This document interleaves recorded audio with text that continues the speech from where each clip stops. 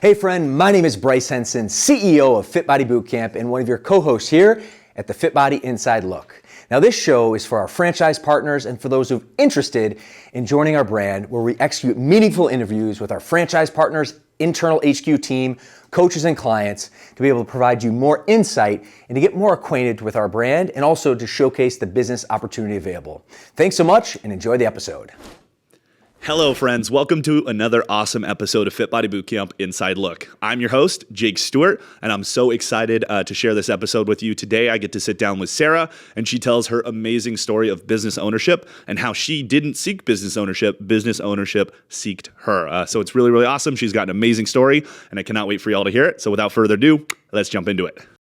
Welcome to Fit Body Bootcamp Inside Look. I'm your host, Jake Stewart. I'm super excited to be sitting down with Sarah Dumont today. Sarah, how are you doing? I'm doing great, Jake. It's my first time at HQ where we're filming, and I'm stoked to be here. Well, we're really excited to have you here, and we're really excited to tell your story. So the whole point and premise of this show is to kind of go through, what it's like being a Fit Body owner and owning your own fitness location, but also too, like what got you there and kind of what were some of the greats and what were some of the not so greats kind of along the way. So we're going to unpack a lot today. So we're going to talk about a whole lot of things, like I said, the good as well as the bad as well, because as we know, like as a business owner, I know it sounds great and it sounds like the stars are out and it's super awesome. But as we both know, there's trials and tribulations along the way. So I definitely want to cover some of that. But before we get to any of like the business stuff, talking about like Fit Body Bootcamp ownership specifically, let's talk just a little bit about you and a little bit about your story. So why don't you introduce yourself first and foremost, where you're located, and then just kind of start from there. And then we'll go through kind of your fitness background leading up to your time at Fit Body. Absolutely. Thank you. My name's Sarah Dumont. I am the owner of Westminster Fit Body Bootcamp, and we are located in Westminster, Vermont.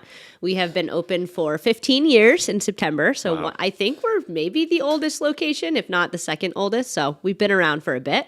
That's awesome. Well, that's a testament that you guys have stayed open that long. They always say like the kind of the standard for like small businesses, most only last like 3 to 5 years. Like it is a pretty short time frame. So the fact that you guys have been open and operating and still crushing it 15 years down the road, that's just a true testament to you and then to everybody else that's at your location, your coaches, your clients.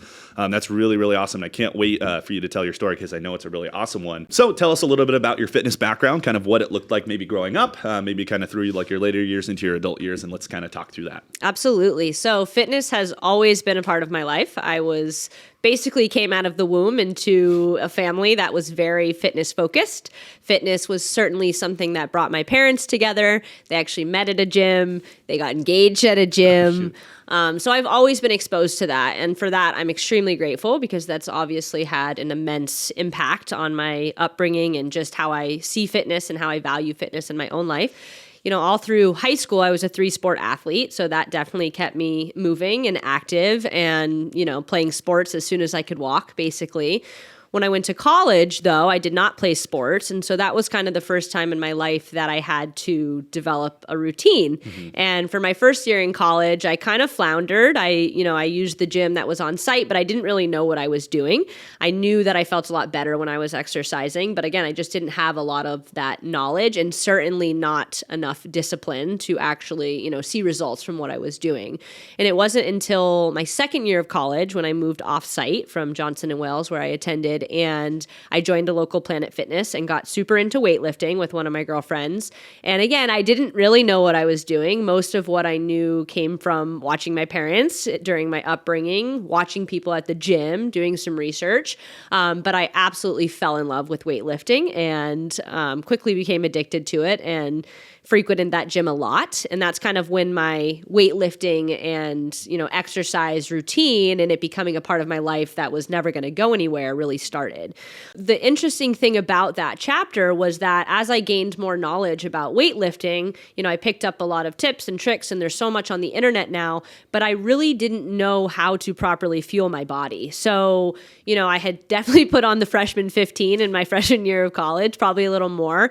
And I quickly saw a lot of that weight come off. But, knowing what I know now, I realized that I wasn't really, building muscle in the capacity that I wanted to be. I was just eating less to weigh less, which was certainly the mentality I had. And, a lot of my struggles during that time revolved around body dysmorphia. And I knew I loved to exercise and I knew I felt better when I exercised, but a lot of it was rooted in exercising to look a certain way. And when I think back now about what I would eat and what those, post-gym meals looked like, they're pathetic. I was not getting nearly enough protein, and as we know, we're not building muscle in the gym, we're breaking that muscle down. And so I was losing weight, but certainly not seeing the muscular gain that I would have loved to see based on the fact that I didn't have great nutrition going alongside with it. Well, yeah, no, that's very true for many people. It's actually kind of funny. I have a very similar story myself. I did the exact same thing, like going into college, like after I stopped playing sports.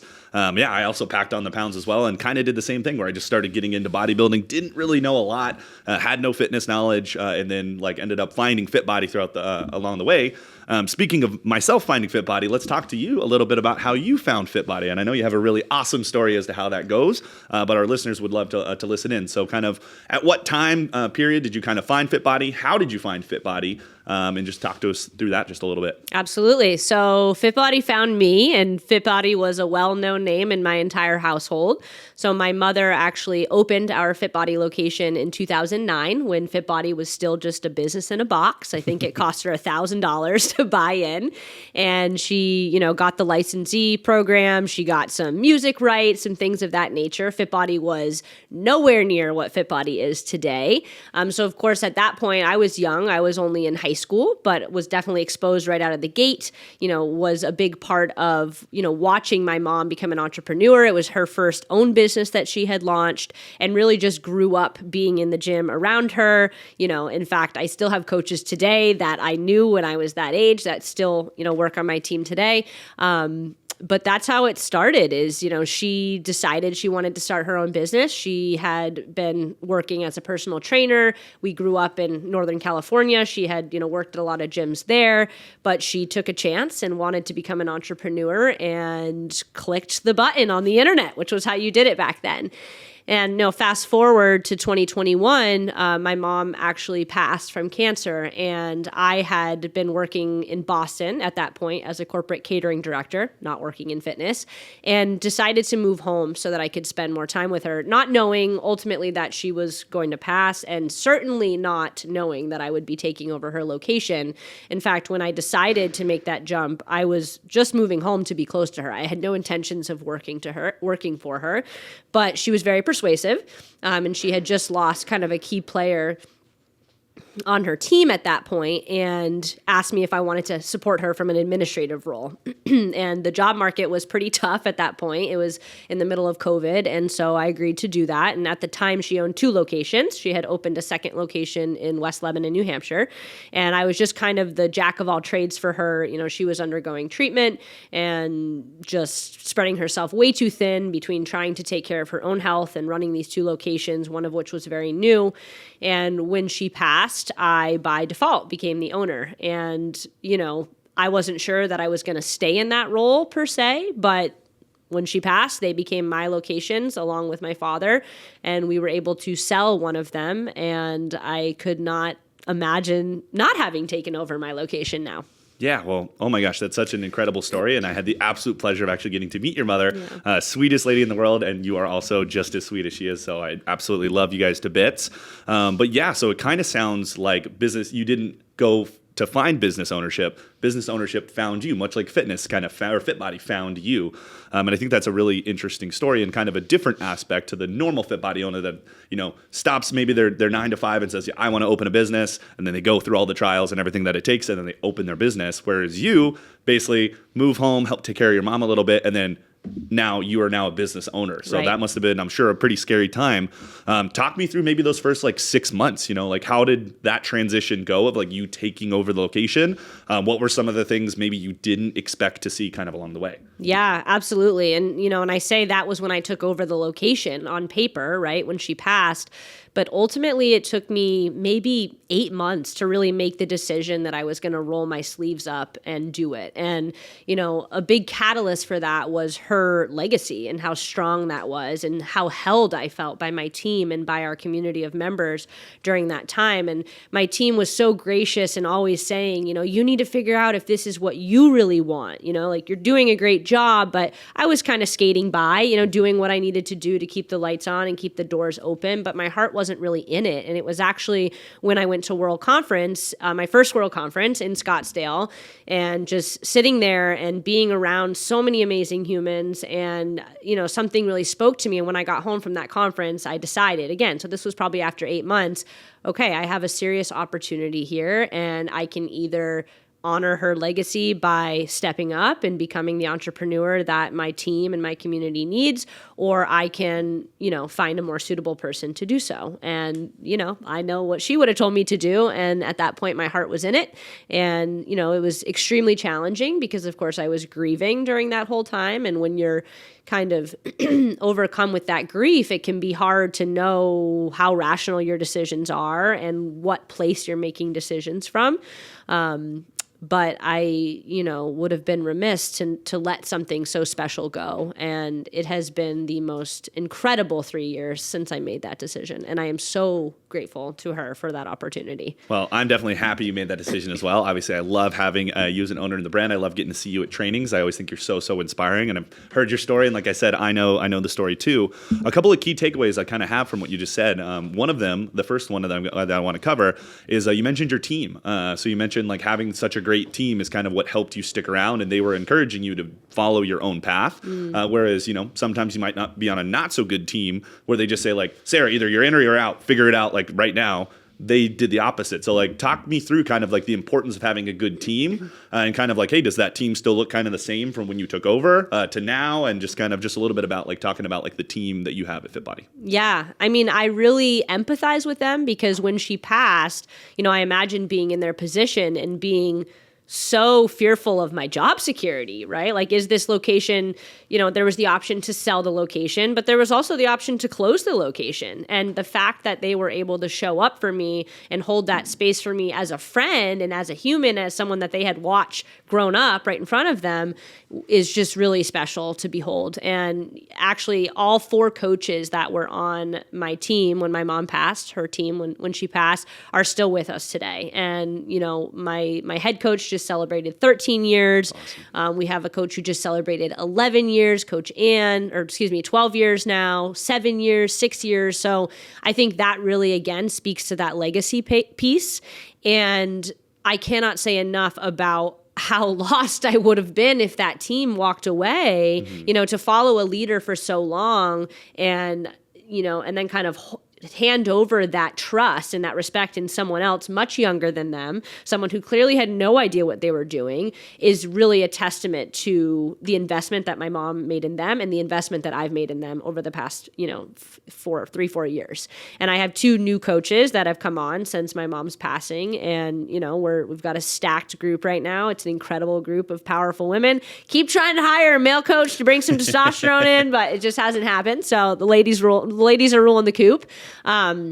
But not only have they been there for me, as a team, but again, they just really stepped up as friends, and we grieved a lot of what we lost together. And I often talk about, the fact that a lot of people, when they lose someone in their life and they work a 9-to-5 job, maybe they have flowers on their desk after someone's passing, and then the world goes back to normal. But my world never went back to normal because my mom's legacy is still so alive in our location and still so alive amongst our team. And there was never any, well, that's not the way she did it. They embraced my journey of learning to become an entrepreneur, my journey in kind of sharpening my skills as a leader.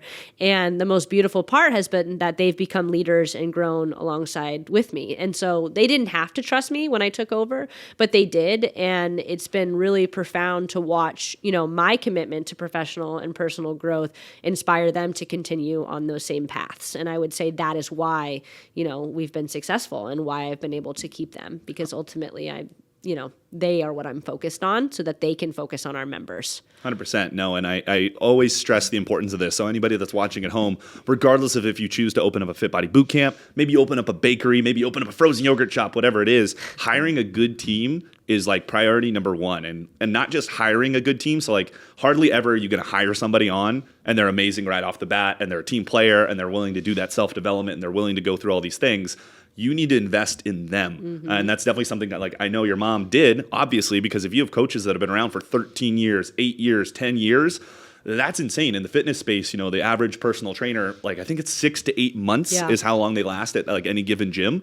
So I always like to tell people, and one of my jobs here at Fit Body is kind of helping new franchise partners, and I coach them through. I have an entire presentation just on hiring a team, what to look for, but also what to do with that team once you have the team. So a lot of business owners, they might hire a really charismatic, awesome person or whatever it is, and then 3, 4, 5 months down the road, they don't nurture that person. They don't invest in that person. They don't check up with that person, and that person checks out. Right. Like, hey, yeah, they were a really awesome person on the front end, but you didn't do the nurture job right. like along the way, which is really, really important. And something that I always like to stress, especially with new franchise partners, is that you really need a good team. Yeah. And not just as investing in them as a coach or an admin or whatever their role may be in your location, but investing in them as a human, right? Exactly. I mean, there's so much going on in our lives outside of the time that we're spending in our Fit Body locations working and pouring into others. And, to that point, we pour into others a lot. And so making sure our team, that we're investing in their well-being, their work-life balance and their development in the way that it impacts them both in their work and outside of their work is super critical. 100%. Yeah. And something else that I really love about Fit Body Bootcamp, I've had friends that have worked for other gyms, other different franchise models and things like that. Something I really love that we do here at Fit Body is our really awesome training events. So we do a lot of like in-person events. I know I see you at all these in-person training events. Exactly. Yes. We met actually at an elite training in Florida, I believe. Yep. Yeah. I was in Florida like 5-6 years ago. So it was quite some time ago that we met. But those events, I think like we always like to say, live events change lives. And the fact that like our Fit Body owners are willing to make the investment, like, yeah, plane tickets aren't cheap, hotel rooms aren't cheap, but I think that investment pays off twofold once those coaches come back super developed. So I'd actually like you to kind of talk through just some of the awesome events and things that we have, such as like Elite Training, World Conference. I know you're a part of our mastermind group. Maybe some of the things that you've like taken away from that and some of like the advantages you've seen, like bringing your team along. Absolutely. Yeah. So we've traveled to Florida, we've traveled to Scottsdale, we've traveled to Dallas. We were able to take our entire team to Orlando. I can't remember what year it was. It was whenever there was the hurricane. There's always a hurricane, too soon. But just, all getting out of the location together, whether it's a full-time coach, a part-time coach, and taking that trip together was really special. And, of course, there's the amazing content that's delivered, but my team gets so filled up when they're able to sit with other coaches and other admins and other people, working in the brand, because especially in Southern Vermont, Westminster's population of about 3,000 people, you start to feel like you're on an island. You start to think, oh, I must be the only one going through these things. Or, you start to lose that fire and coming up with ideas or new ways, a new lens to look at things through. And so, yes, the content, yes, traveling together, but being able to connect with other people on this mission is super powerful for both me and I'll speak for my team in saying I know that it fills their cup very much. So yes, certainly our World Conference event, certainly the Elite Training events. My goal is to take my leadership team to Mastermind in next October. We just hosted a little local training at my location in Westminster. We have a little New England group, and I swear it doesn't even matter what the content is we cover. Everybody comes out saying like, that was so amazing.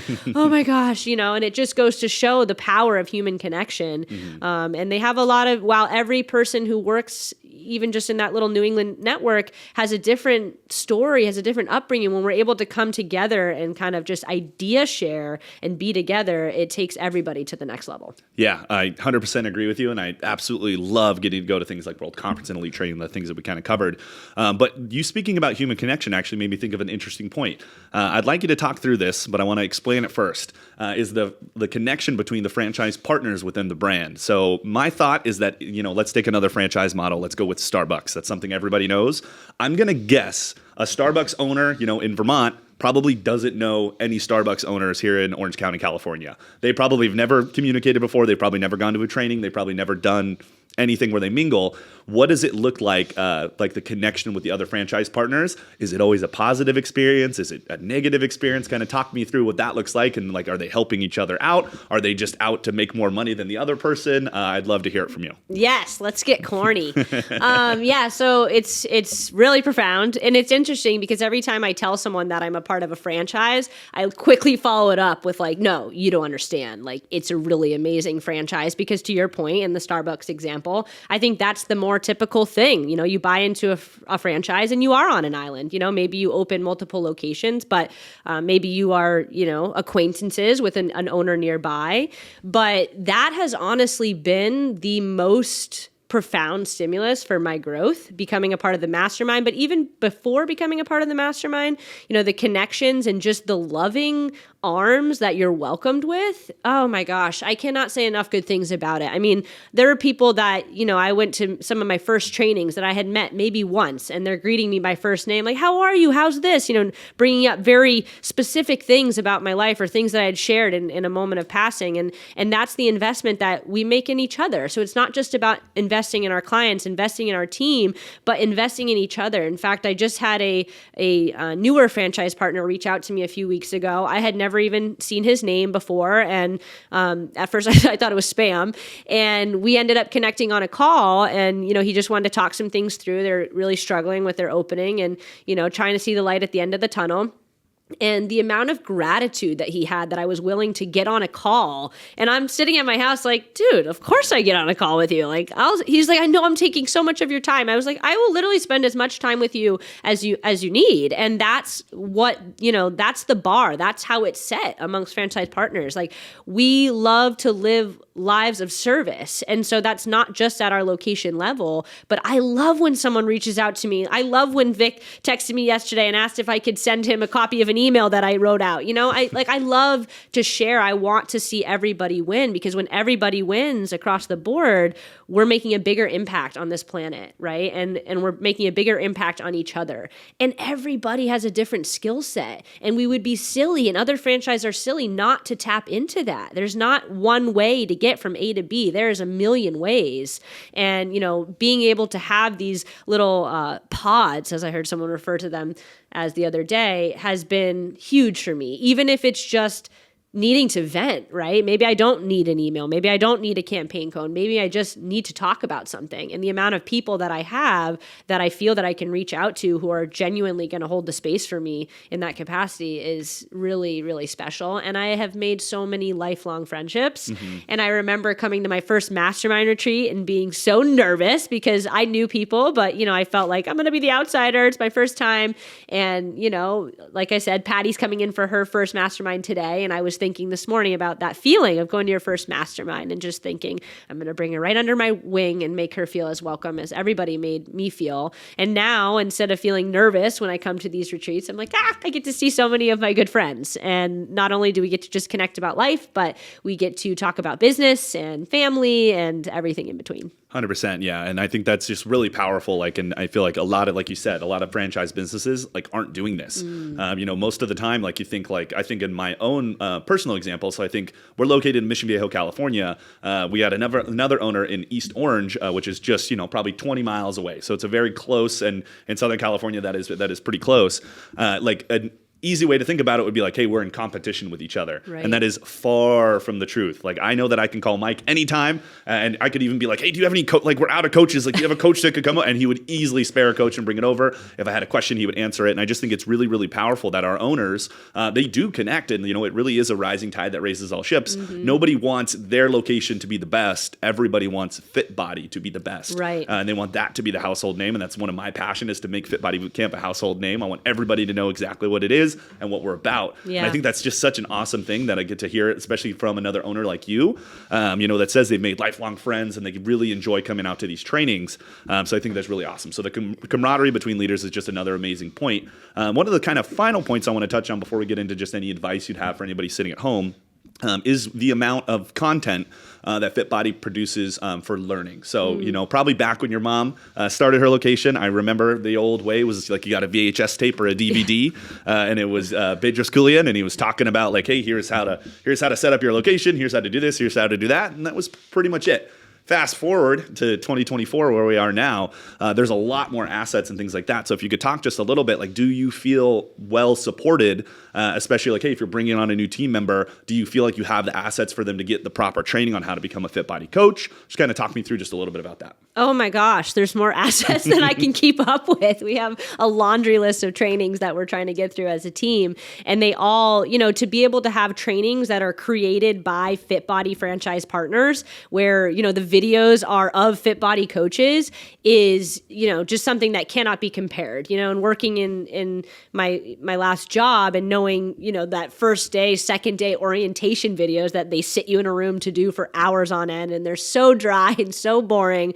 We have so much engaging content, and specifically over the past year, I am blown away. Every time I have a call with Barrett, he's telling me this is coming down the pipes. I'm like, wow, like you guys are just not slowing down and not stopping. In fact, I was just talking, with one of my coaches the other day, and we're looking at, making goals for the quarter, and she was talking about a course that she wants to work on, a nutrition course, and just feeling overwhelmed because we have all this other stuff we're trying to learn. And I said, we're in a really great position right now because you don't have to go do a bunch of research on all of these other courses to see, what's out there to get your CEUs and to keep your, accreditation up to speed. I said, we have all of these resources now. And she does nutrition and even just these weekly calls with Dara Lynn, because like I said, feeling connected to, other franchise partners has been huge. And to my point about the live events, these opportunities for our coaches to get on calls with other coaches and make that connection. And then they go together and, to a training and they see each other. And again, it's those lifelong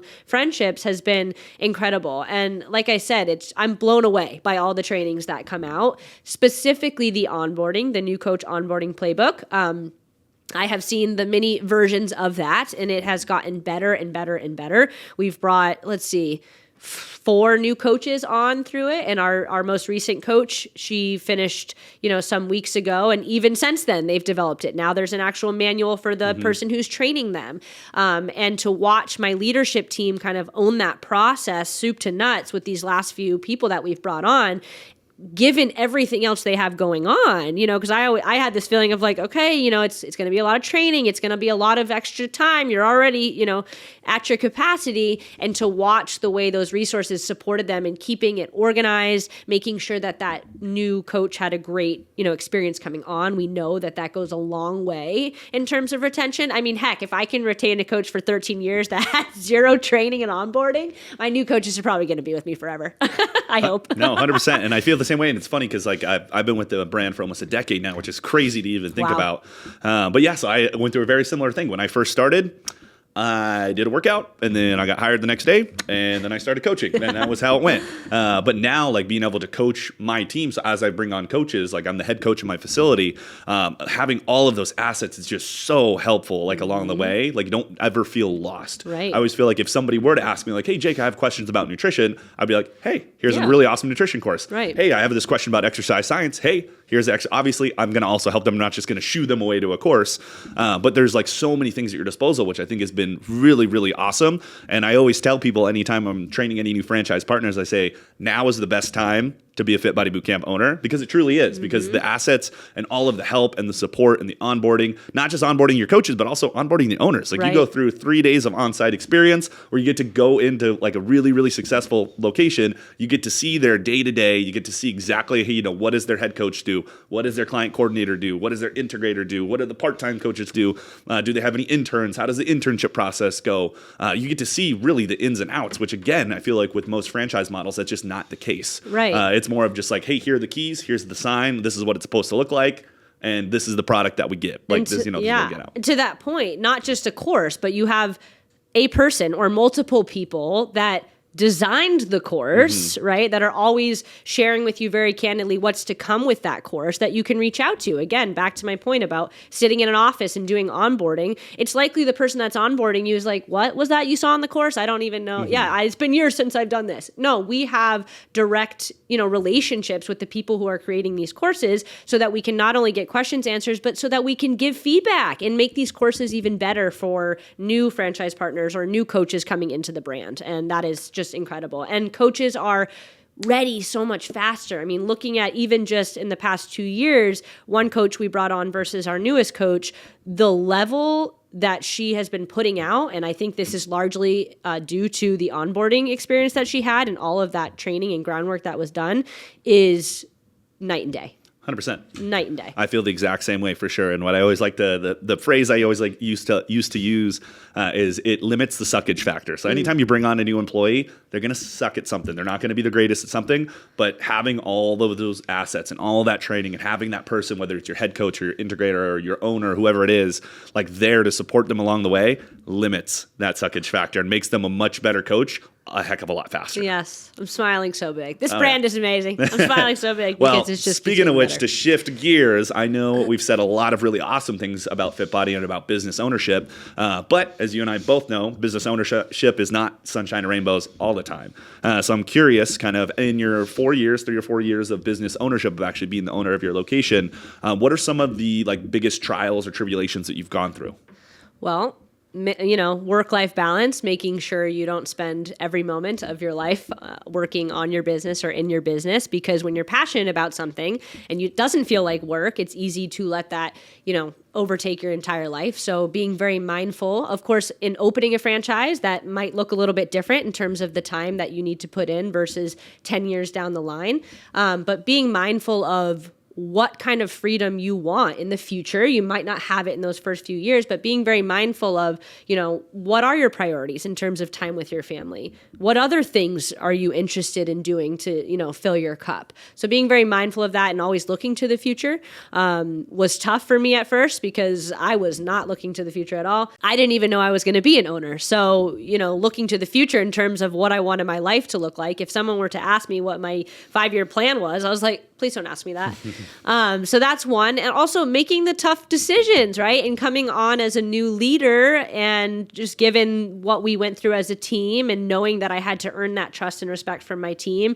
Of course, I wanted to do right by my team because if I did wrong by them, am I going to lose them? And I'm going to be left, doing this alone, all these things that I don't know how to do. So, but, over time, building those relationships by investing in them and truly caring about them and getting to know them as humans. And then kind of understanding that leadership is not, like you said, always rainbows and butterflies. Sometimes you do have to make the unpopular decision, but when you have the trust of your teammates, even though it might not feel good to them in that moment, ultimately they trust that you're doing what's right for the business, that you would never do wrong by them. But that has been a big one for me because I think, you think in being a leader, you want to be liked by everyone, right? But you can still make the unpopular decision with really focusing on leadership and still make your teammates feel and know at the root of any decision that you care immensely for them. You love them, right? And I think that's really important.